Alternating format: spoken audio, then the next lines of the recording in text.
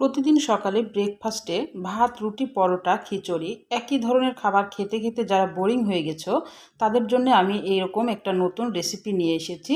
রাতের বেঁচে যাওয়া ভাত দিয়েও যে এত সুন্দর রেসিপি তৈরি করা যায়, না দেখলে কিন্তু তোমরা বুঝতেই পারবা না। আমি মাছের ডিম দিয়ে ভাত ভাজি করে দেখাবো।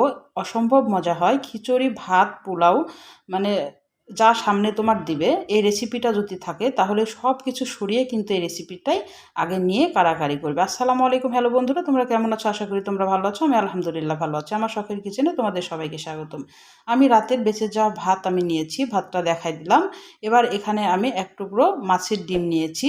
খুব যে বেশি মাছের ডিম নিতে হবে তাও না, নিলেও ভালো হয়, আবার না অল্পতেও কিন্তু ৩-৪ জনে অনায়াসে খাবারটা হয়ে যায়। এবার আমি মাছের ডিমের সাথে আমি কিছু মশলা অ্যাড করব।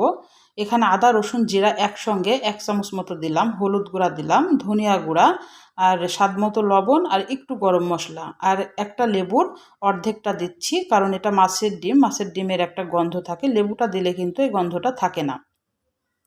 দিয়ে লেবুটা চিপিয়ে এই মাছের ডিমটাকে আমি ৫ মিনিট মেখে একটু রেস্টে রেখে দেব। তাহলে মশলাগুলো কিন্তু ভিতরে সব ঢুকে যাবে। আর আর মাছের ডিম দিয়ে যে ভাত ভাজিটা এতটাই মজা হয়, সামনে যদি খিচুড়ি, পোলাও, ভাত যদি থাকে বা পরোটা, রুটি থাকে, ওটা কিন্তু সরিয়ে এটাই কিন্তু নিয়ে সব কারাকারি করবে, এতটাই মজা হয়। আর ব্রেকফাস্টটা একই ধরনের খাবার না খেয়ে একটু ভিন্নতা আনলে কিন্তু ভালোই লাগে। এবার আমি কড়াইয়ে চলে গেলাম। কড়াইয়ে চলে যেয়ে আমি কড়াইয়ে তেল দিয়ে দিলাম, সাদা তেল, সয়াবিন তেল দিয়ে তেলটা যখন একটু গরম হয়ে আসবে তখন আমি একটু জিরা ফোড়ন দিয়ে দিলাম। জিরাটা ভাত ভাজিতে কিন্তু জিরাটা দিলে অসম্ভব মজা লাগে। জিরাটা যখন ফুটে আসবে তখন আমি পেঁয়াজ কুচি করে রেখেছিলাম, সেই পেঁয়াজটা দিয়ে দিলাম, আর কাঁচা মরিচ ফালি সেটা দিয়ে দিলাম। আমি কিন্তু ভাত ভাজিতে কোনো শুকনা মরিচের গুঁড়া অ্যাড করব না, কারণ ভাত ভাজিতে শুকনা মরিচের গুঁড়া অ্যাড করলে তেমন খুব একটা ভালো লাগে না, আর কালারটাও কিন্তু খুব একটা সুন্দর আসে না। এবার পেঁয়াজটা যখন হালকা ভাজা হয়ে যাবে, খুব লাল করব না, হালকা যখন ভাজা হয়ে যাবে তখন যে মাছের ডিমটা আমি ভেজে রেখেছি, এখানে তোমরা যে কোনো মাছের ডিম নিতে পারো, এই মাছের ডিমটা আমি দিয়ে দিলাম, আর বাটিটা ধুয়ে সামান্য হাফ বাটি মতো পানি দিয়ে দিলাম, কারণ মাছের ডিমটা একটু সিদ্ধ হতে হবে। এই পানিতেই কিন্তু সিদ্ধ হবে, আর কিন্তু পানি দেওয়া যাবে না। যেহেতু এটা আমি ভাত ভাজি করছি, এটা আমি খিচুড়ি রান্না করছি না যে অনেকক্ষণই পানি দিয়ে দেবো। তাহলে খালি শুধু বাটিটা ধুয়ে একটু পানি দিলেই এখন মিডিয়াম আঁচে ডিমটাকে একদম সুন্দর করে ঝোড়া ঝোড়া করে ভেজে নিতে হবে। উপরে যখন তেল উঠে আসবে তখন জানবা ডিমটা ভাজা হয়ে গেছে। দিয়ে এই পর্যায়ে এখন ভাতগুলা দিয়ে দিতে হবে। এটা কিন্তু সকালের ব্রেকফাস্টে এই রেসিপিটা করে তোমরা বাচ্চাদের টিফিনেও কিন্তু দিতে পারো। খুবই মজার একটা রেসিপি। একবার হলেও এই ডিম দিয়ে, মাছের ডিম দিয়ে ভাত ভাজিটা তৈরি করে তোমরা খেতে পারো, তারপরে আমাকে একটা কমেন্ট করে জানাতে পারো যে আসলে কেমন হয়েছিল। এখন ভালোভাবে এটাকে নাড়তে হবে। তারপরও তোমরা দেখতে থাকো আমি আর কি কি অ্যাড করছি। আর প্রতিদিন সকালে একই ধরনের ব্রেকফাস্ট কিন্তু ভালো লাগে না। একটু যদি ভিন্নতা আনা যায় তো, তাও আবার রাতের বেঁচে যাওয়া ভাত দিয়ে, তাহলে কিন্তু মন্দ হয় না।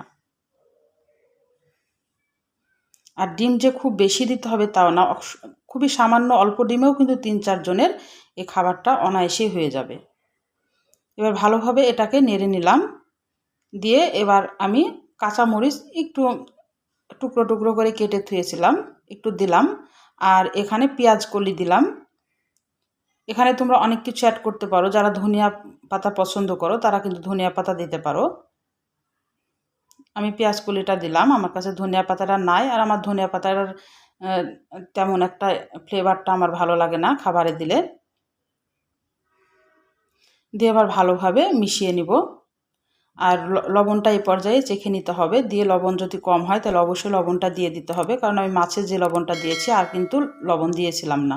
এই কারণে লবণটা একটু চেখে তারপরে এই পর্যায়ে লবণটা দিয়ে দিতে হবে। একটু লবণ দিয়ে দিলাম। দিয়ে এখন মিডিয়াম আঁচে কিন্তু ভাতটা একদম ভাজা ভাজা করে নিতে হবে, একদম সুন্দর করে ভাজা ভাজা করে নিতে হবে। তাহলে কিন্তু সকালকার একটা সুস্বাদু একটা ব্রেকফাস্ট রেসিপি তৈরি হয়ে যাবে। আর ভাত, রুটি, পরোটা সরিয়ে কিন্তু এই রেসিপিটা যদি দাও তাহলে কিন্তু আগে এটাই খেতে চাইবে, এতটাই মজা হয়, আমি গ্যারেন্টি দিয়ে বলতে পারি। তোমরা একবার হলেও তৈরি করতে পারো। আমার কিন্তু ভাত ভাজা রেডি। আমি এখন প্লেটে তুলে নিচ্ছি। তাহলে আমার রান্নার যদি কোনো অংশই তোমাদের ভালো লাগে প্লিজ আমার চ্যানেলটাকে সাবস্ক্রাইব করে দিও, একটা লাইক দিয়ে রান্নাটা দেখা শুরু করো, ছোট্ট একটা কমেন্ট করে জানাই আমার রান্নাগুলো কেমন লাগে। পাশে থাকা বেল আইকনটা প্রেস করে দিও, আমি যখন এরকম নতুন রেসিপি তোমাদের মাঝে হাজির করব তোমাদের কাছে যেন আগে ভিডিওটা চলে যায়। দেখো আমি পরিবেশন করে তোমাদের দেখাচ্ছি, দেখে লোভনীয় লাগছে, কত সুন্দর লাগছে, একবার হলো তৈরি করবা, অনুরোধ রইল। তাহলে আজকের মতো বিদায় নিচ্ছি, সুস্থ থাকো, ভালো থাকো, আল্লাহ হাফেজ।